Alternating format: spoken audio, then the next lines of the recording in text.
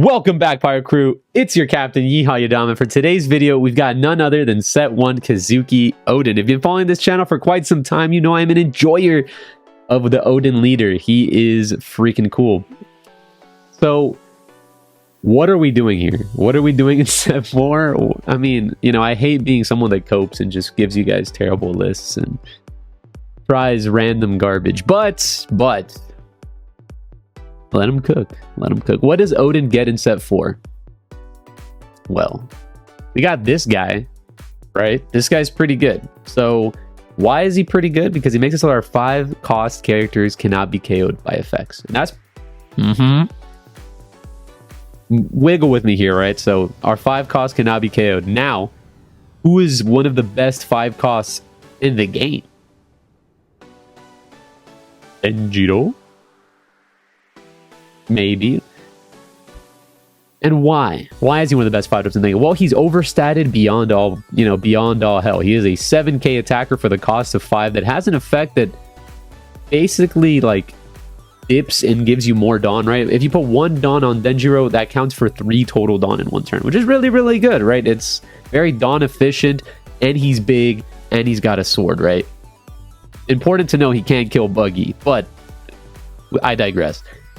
We summon this guy that summons this guy, right? That's pretty good. Then we have this guy for protection as another 5 drop. We also can play this guy because when you have Okiku, you can tap something and then do this and then summon this. And there's a little bit of gaming to be done, all right? I don't know if I've convinced you with all this very hard evidence that I'm just invoking onto you guys, but I hope that it's cool. There are some really interesting things that you can do with this deck. Without me coping, it's a very aggressive deck. It has a really solid going second curve because you can curve Kinemon into Rosinante, and that's really, really powerful. What does Kinemon do for those of you that have never read this card? Because, I mean, why would you? You see this card and you're like, that goes right into the bulk folder. Let me tell you, this card, there will become a day where you will fear him. Very strong card. He says, on play, if your leader is specifically Kazuki Odin, play up to 1/9 Scabbards type character cost with 3 or less from your hand. And who is the only freaking target that's viable is Okiku. I mean, maybe... no, that card's not even a target. So it's just Okiku. It summons Okiku from your hand for free. That's cool. A 6 drop that summons 2 characters. I mean, I've been here. The film deck does this, Yadam. What the fuck? Like, who cares? Well, what else does he do? Dawn ×1 when attacking once per turn, set up to one of your 9 Scabbard types characters with a cost of 3 or less as active. So, theoretically, you can Okiku attack twice, which is pretty darn good. And you might think to yourself, well, Okiku's once per turn, you can only rest 1, who cares? What if I shoved 5 Dawn under Okiku, attacked for 10, then hit you for 7, then hit you for 10 again? Am I convincing you now? No? Well, let me go even further. I go ahead and I play Rosinante on the following turn, and I summon a Yamato that you cannot KO by card effects. And then I go Kinemon with I go Okiku, tap your blocker, restand Okiku, hit you with Yamato, and then kill you with 5 life in 1 turn. Am I convincing you now? Still no. Okay, well, I mean, I can't do anything else. The deck is pretty cool. It has obviously some combo. I went ahead and added as many 2Ks in defense as I possibly could because as God intended, this deck has very little defense. It just is going to try and one-shot you like a glass cannon, and when it does it, it's pretty darn cool, and you get to be all hard-boiled and OP as Odin. It feels very nice. So I'm going to go ahead and try to show you some games. It's a very funny deck. When it gets going, it gets going. When you 6-8 someone, it's pretty strong. So I hope I can convince you guys to try out Odin, play him in locals or something, because he's pretty darn cool. So let's go to some games and see exactly what he can do. Alright guys, so for our first game, we've got none other than the meta contender Katakuri. Now, Katakuri is a terrifying deck that I'm always really spooked at playing because it feels like we're racing each other, right? The later we get into the game, usually Katakuri takes the wheel because of all their impactful big bodies that they can go ahead and summon. So my opponent goes first. I take second away from my opponent, which is kind of important so he doesn't go like back-to-back 10 drops, or, the curve is a little skewed. We all know this by now. So I'm going to go ahead and play Yamato. I'm going to attack into the Pero Sparrow, and I hope to God he doesn't defend it. Okay, that's really good for us because then we don't have 2 attacks coming into us next turn, which is really, really good, right? We want to try to mitigate as much damage per turn as possible because our deck has basically 0 counter power. Now, our opponent might not know this because honestly, who the heck plays Odin? But Hopefully, he tunes it down just a little bit. He hits me for 7. Yeah, I can't even, like, efficiently counter out of that. It goes back to my turn. I'm going to attack him for 5. Does he take it or does he defend? He takes, wants to probably take a bit of life because of the cracker that's on board. He might even want to take this. Since I'm at 3, I feel okay attacking. I'm going to go ahead and play Kinemon. Kinemon summon Okiku, and I'm setting up the damage right now. We all know, well, we might not all know, but Kinemon is a card that people long forget. So when they see that card summoned, they just don't understand exactly how powerful this card can be.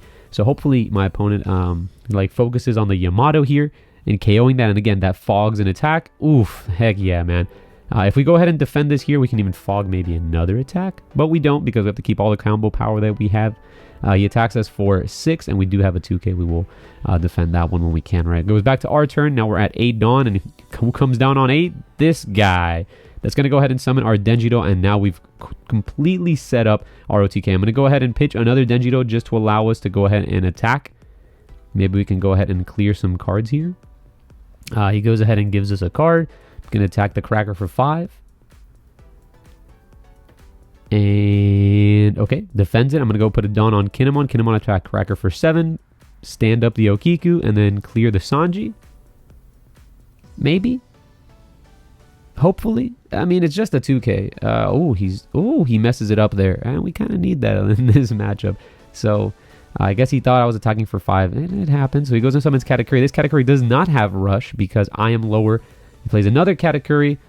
Ooh, this is really good for us. That means he can only attack us for a total of 7, and we can combo out of 7.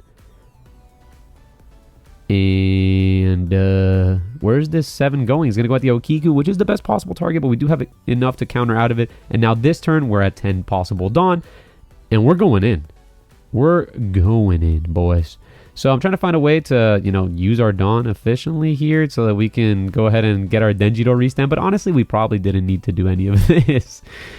I'm trying to put the numbers in a way that makes sense, but none of this makes sense. I'm going to go ahead and attack him for 7. He takes. Cool. I'm going to go ahead and put a Dawn under Denjiro, maybe 2 Dawn under Denjiro. I'll go attack him for 7 again. This deck just goes 7, 7, 7, 7, 7. Takes again. Going to place a Dawn under Denjiro. Going to go swing at him for 8, restand 2 Dawn, and then I was going to go for the board, but and he pitches a card too. Oof, 9. And then, yeah, it's going to be a lot of damage. Going to be another Parasparrow. Yeah, then there's no way that he can combo out of 7. And then I'm going to go ahead and put him to lethal. So after that weird yellow game, I mean, yeah, I'm cherry picking a little. I'm playing Odin, guys. All right, come on. I'm fishing for content. But yeah, you can see the power of the Kinemon, the 6 into the 8, right? The Kinemon into the Rosinante seems very, very powerful. If you're able to set up all of your OTK cards, because that's what I think they wanted to do with Odin. They didn't want Odin to become like a worse Flamingo where you like play your turn and then you pitch a card, stand 2 for a Punk Gibson. That's not what Odin was meant to be. Odin was always supposed to be this weird combo deck, in my opinion. And I think that we're starting to get a bit of the pieces for that. I'm going to go ahead and summon a Momo. And Momo, unfortunately, cannot turn sideways because in this matchup in particular, it ain't great. And now my opponent's just going to slap me. Okay, man. Relax.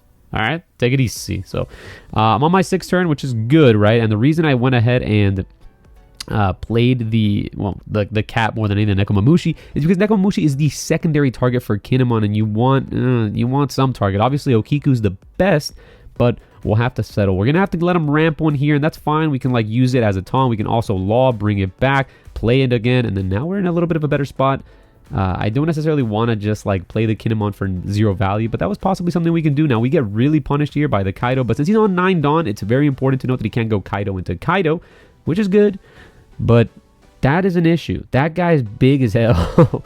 So, man, my hand is full of Kinemon. And this Momo's going to have to find me something good here. Momo's going to find me that Okiku. Finally, I can go Kinemon, play the Okiku, and we can start setting up some damage here. I'm going to have to see if I can get a poke.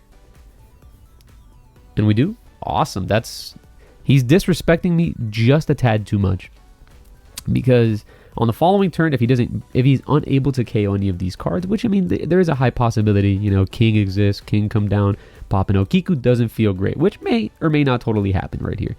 But If we've set up something, it's definitely to try and go for lethal. And we can't go ahead and do anything there. He goes and plays the... Okay, and then Red Rock. Yeah, Red Rock is also a fantastic card. It really disrupts OTKs, huh? And then I'm trying to figure out what I want to do with my turn here. I'm going to go ahead and hit him for 7. Rest this. Try to KO the Law. Potentially. He defends the Law, which is weird. I don't really have any blockers, and if it goes back to history, it just goes like 15-15, and then like I lose. I hit him for 7. I have to like try to put him maybe to 0. I'll go Kinemon, play Okiku, use effect, pitch a Kinemon, and then I have a lot of combo power in my hand, which is unusual for this deck. And hopefully he like somehow messes this lethal turn up, right? Now I have what, 2, 4, 6, 7, 8, 9, 10 combo power in my hand, so he has to like 15 me, or if not, it doesn't really do anything. Now he can go ahead and remove an Okiku here, and now that leaves me with 2 Okikus, which is problematic for him because he only hit me for 7, so I have to combo out of 7 and then 10. That's all I got to combo out of, which I think can be done. I'll go do this, restand my Okiku, and then he's going to hit me for 10, and I will take this 10. And then I will counter this following 10, right? So I'm going to go ahead and use this ability. I'm going to, I guess, restand this and then get out of that one. And now he's in a terrible spot. He's completely tapped out. And we win. Woo! So oftentimes Odin is thought of as a vanilla leader because, you know, it doesn't really do too much, right? That effect that you go ahead and restand 2 Dawn isn't something that you use often in many of your matchups. So hopefully I can showcase exactly how that can be used in a sort of combo-like setting. It can be used as a pseudo-lethal and things like that. So go ahead and play Momo, and this is the Rebecca matchup. Now, Rebecca matchup has to be horrible, right? Because Rebecca is going to completely KO everything that I summon, which is going to make it really hard to set up an OTK. So hopefully we can get there this game. So I have the Momo. Momo's able to find me a Denjiro, which is going to be important. In this matchup, it doesn't really matter exactly how much counter power I have in my hand. I mean, I guess it does because he has Corridor Coliseum, and that card makes everything happen. But we're going to go ahead and have to like summon bomb after bomb, and then hopefully we just get there. Also, there is the playstyle of just hitting it in the face really with big numbers, and then, you know, hoping that we get there, but, you know, we'll see. I'm trying to decide exactly what I do here now. We are on 5 Dawn, which doesn't let us go like Kinemon Okiku, which is the best play. Setting up a Denjiro is also fine, but I feel like Denjiro would just get immediately KO'd, but I guess I can also put him on he has to have it. Let's start off with hitting him for 5. See how he responds to this. Now, by hitting him for 5, it kind of pigeonholes us into the Denjiro. I'm really surprised he took that hit. That's really good for us, actually. And then we're able to play the Denjiro. Now, my opponent has a ton of cards in hand. It's going to be really hard to go ahead and get all those cards out. So he's going to go ahead and play the Orlumbus. I'm going to take the hit. He's going to use Orlumbus, I'm assuming, on the Kidos and play like a Leo. Yeah, sure. It is what it is. I knew that Denjiro was not long for this world, but we can only hope, right? So we're gonna have to hope that he runs out of a little bit of removal. I'm gonna hit him for 6 here, and then play the Kinemon Okiku combo. He combos out of it. I'm gonna go ahead and, you know, do that exact same play. Hopefully he doesn't have a out for both of these cards. I mean, if he has an out for none of these cards, that's even better, honestly. But, you know, that's just not happening. My opponent is at 8 Dawn, so we're in Luffy territory. If he goes Luffy, attach a Dawn, go 8-8 at the Okiku. I mean, it's not good for us, speaking of. So let's see exactly how he wants to do it. Okay, he plays the Rebecca effect to go ahead and add another card to his hand, which is fine. I mean, he doesn't need that Dawn, I guess. So he's going to go and attack me for 7, which is an amount that I can defend, and I will. This is the only way that I can truly get there, right, is by defending this over and over. So let's see. He's going to go ahead and cycle back 7, and he needs to go into the Okiku. Attacks me for 5. Now that doesn't really work because I get to just draw a card, and that makes it easier to defend my Okiku. And then he just doesn't go for it. Well, that's absolutely fine. He's also could be setting up for some sort of like King Kong Gun OTK, which is plausible. But we'll see. So I'm going to go ahead and attach 2 Dawn to the Okiku. I'm going to go ahead and attack my opponent for 7 while resting the Orlumbus. Now, Orlumbus makes it a lot easier for us to go ahead and do our things. And unfortunately for us, we cannot rest the Luffy. He is a 7, so not even Yamato can rest him. So I'm going to go ahead and attack him for 7 again on the Orlumbus. I could have possibly gone for game this turn, but I guess that was a little bit spooky. I'm going to go ahead and attack the Orlumbus for 5. I could also play the Law and then attack my opponent. There's a couple things that I can do. I think I do opt to go for the Law, restand the Okiku play, which also seems fine. Putting my opponent to 1 Yeah, that 3,000 worlds actually hurt super bad. And now it makes it a little bit harder to play out my turn here. But I'm committed to this play, and I'm not going to bounce the Kinemon. I don't really have anything to play off of him, so I'm just going to play the Law and pass. Keep up 1 Dawn for the Paradise Waterfall, which is my initial idea. But he still has like a Luffy and a Sabo, right? This is like part of the combo that the deck really wants to do. It wants to create a blocker plus Luffy, and now I can't really go ahead and summon cards into this. He goes 7 at my face, which again, I'm just going to take. Unfortunately for me, this deck has no counter power. So even if I do take these hits, it's just to scare him because I really don't have anything to do with it. And then he still has 3 Dawn to work with. I believe they've already used Rebecca's effect. If not, like, you probably should just Rebecca to 7 here before you continue to do your turns. There is no sort of card that I do expect that's going to be removing our board from this point in time, because there is no 3 mana removal spell without a reduction at least. So we have to see, probably just attach 3 to Luffy and just KO both of my dudes. If my opponent just does that, then we're in a very, very bad spot, right? And goes ahead and plays the Rebecca effect. Rebecca's going to find him the King Kong gun. And we're at exactly 2 life, so you already know that's going to be horrible for us. Going to attach 2 Dawn to the Luffy. It's going to go ahead and... ouch. I'm going to try to defend this possibly. I'm going to restand it, pitch a 2K, and then he might do the thing since he has the King Kong gun in his hand where he restands the Luffy and then doesn't attack the Kinemon, because that would be really good for us, right? And he does. Okay, so that was really greedy. And now it comes to our turn, and we're basically left with, well, we got to go for game here. He has 1 blocker. He has a lot of cards in hand, but it is Rebecca, and one of them is a King Kong gun, so it's fake. Let's see what we can do here. We do have the Yamato as well. Yamato can be used to rest the Sabo. There's also that. We got that going for us. So let's see. Yep, we'll go 11. They take the 11. I don't know how I calculated this this number, by the way. This is absurd. Go 5. I'm going to use his effect. Go to 9. Get in there, boy. Do we get there? Yeah. I don't even have to say it. Come on.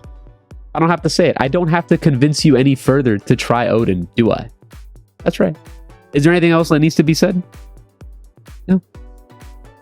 Alrighty then. So if you guys like this video, make sure to hit that like button. If you have any comments, questions, or concerns, please leave a comment in the comment section. As always, if you guys are enjoying this One Piece trading card game content, make sure to hit the subscribe button, and I will see you guys on the next one.